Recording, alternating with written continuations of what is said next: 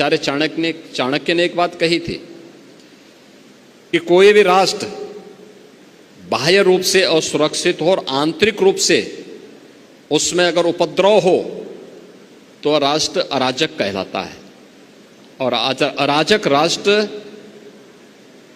बहुत शीघ्र समाप्त हो जाता है। यानी अराजक राष्ट्र की स्थिति वैसे ही होती है जैसे आज आप पाकिस्तान की स्थिति देखते होंगे। पूरी तरह अंदर से खोखला हो चुका है, अस्त व्यस्त हो चुका है। ये अराजकता किसी भी राष्ट्र को दुर्गति के कगार पर ले जा करके उसके अस्तित्व के सामने प्रश्न चिन्ह खड़ा कर सकता है। भारत इस दिश से प्राचीन काल से ही बहुत सजग रहा है, सतर्क रहा है और उसकी सुरक्षा के लिए उस प्रकार के तौर तरीकों को अपनाने की एक प्रवृत्ति भी रही है। वैदिक कालखंड से ही हर भारतीय को इस बात की शिक्षा दी जाती है कि धरती हमारी माता है, हम सब इसके पुत्र हैं। माता भूमि पुत्रो हम पृथिव्या। धरती हमारी माता है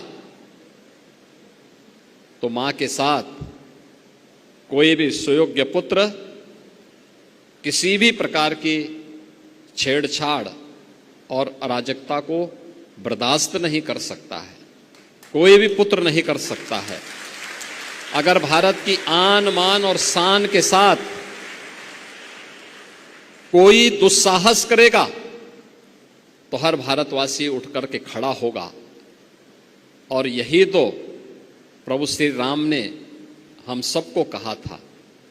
उनका उपदेश इसी बात को लेकर के, जब उन्होंने जंगलों वन के दिनों में, जब वनवास उनको हुआ वन के अंदर, और उस समय की भारत की सबसे बड़ी चुनौती जो थी, वे जो राक्षस थे, रावण के राक्षस थे, उन राक्षसों के उत्पात के बारे में, उनके उपद्रव के बारे में जब उनके सामने इस बात को रखा था तो उन्होंने एक ही संकल्प लिया था। तब उन्होंने कहा था, भारत की विद्वत शक्ति के सामने उस समय उन्होंने एक ही संकल्प लिया था, निस्सरहीन करो मई भुज उठाए प्रण कीन।